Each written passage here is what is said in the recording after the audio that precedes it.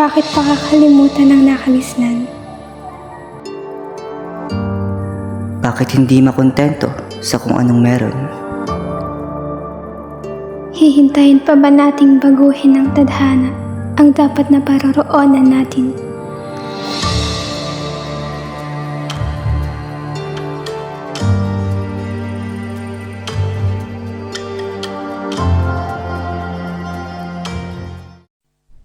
Mapapahamak ka lang. Iwan mo na ang lalaking iyon. Masyado siyang madaling kalaban. Isa siyang General Luciana. Ngunit ina, mahal ko si Venancio. Kaya kong protektahan ang aking sarili. At alam kong poprotektahan niya rin ako. Nahihibang ka talaga sa lalaking iyon. Binalaan kita, Luciana.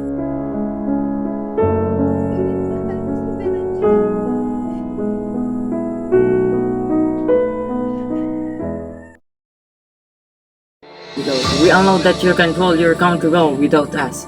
Hans Fitch decided to annex the Philippines. I would never let you slave my country. That's my job as their leader, to rule them. Not you play my part. You truly are a great leader, Venancio. But you're not as wise as I thought. I'd rather play fool than you play my part. Thanks for the offer.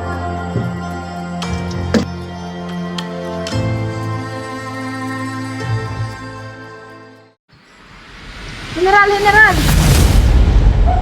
Nabalitaan ko na magtatatag ng laban ang mga Amerikano sa pagitan ng bayan natin. Totoo ba? Kung gano'n, may nalalaman ka ba kung saan gaganapin ang labanan ng mangyayari? Ang pagkakaalam ko ay sa Maynila mangyayari ang labanan. Masyadong seryoso ang kapigil. Halika't pag-usapan natin dito sa loob.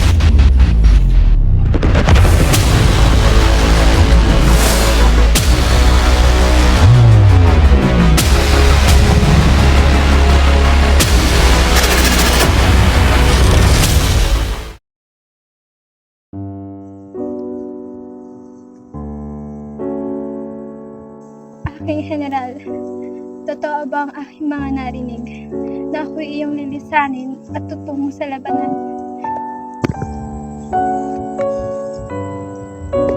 Paumanhin, mahal ko. Ngunit totoo ang iyong mga narinig. Ngunit General, may pag-asa ba ikaw ay magbabalik sa palad ko? Susubukan ko. Susubukan kong balikan ka. Maghihintay ako.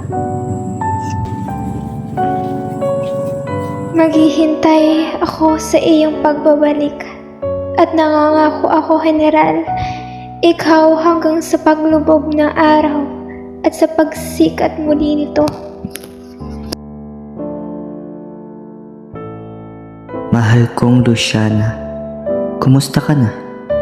Paumanhin at minsan na lamang ako makapagpadala ng sulat sa iyo, ngunit alam kong naiintindihan mo ang aking nilagay ngayon. Nababaling ang mga oras ko sa pagpaplano ng sa gayon ay malabanan natin ang mga Amerikano para sa bayan at para sa iyo. Walang araw na hindi ako nanabik sa iyong mga yakap. Walang araw na hindi ako nangulila. Malungkot man ngunit kailangan para sa ikabubuti ng lahat.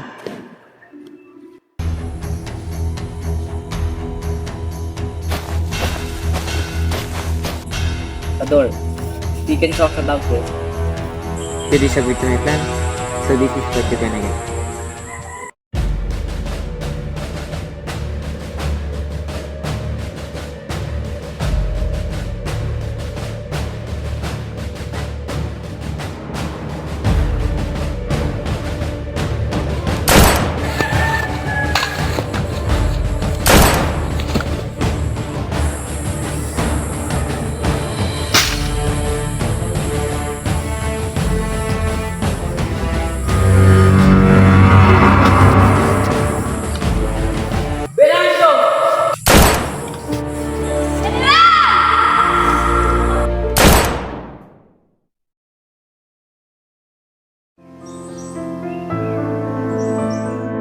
General, ang sabi mo ibabalik ka hanggang ngayon ay kumakapit pa rin ako sa mga pangako mo. Nandito pa rin ako, naghihintay at nananabik sa presensya mo. Binibining Luciano. Ako'y may mahalagang sasabihin sa iyo. Ito'y tungkol sa iyong mahal na general. Anong tungkol sa general? Binibining iyong bibigay sa akin kasi. Ang iyong pinakamamahal na general ay hindi nagtagumpay na iligtas ng kanyang sarili. Ngunit ipinaglaban niya ang ating bayan.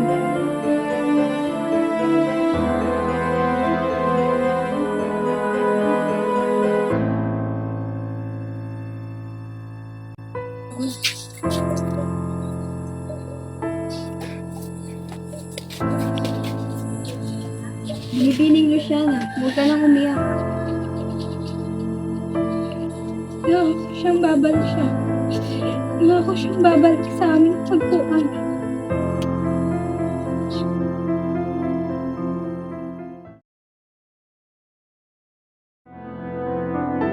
General, nang ika'y lumisan, sinakop ng mga dayuhan ang ating inang bayan at nagtayo sila ng mga struktura. Dahil sa digmaan, maraming nawalan ng buhay. Hindi ko lang maatim na ikaw ay kasama doon. Hindi ko naman pinangarap magmahal ng isang taong hindi mananatili sa aking tabi.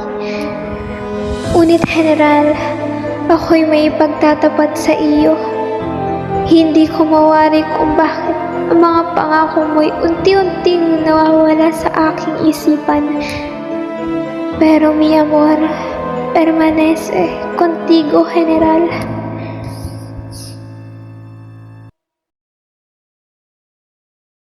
Back when the United States government formally acquired the Philippines from Spain with the signing of Treaty of Paris on December 10, 1898, there are lots of changes happened in the Philippines, such as education, structures, literature, and the alphabet.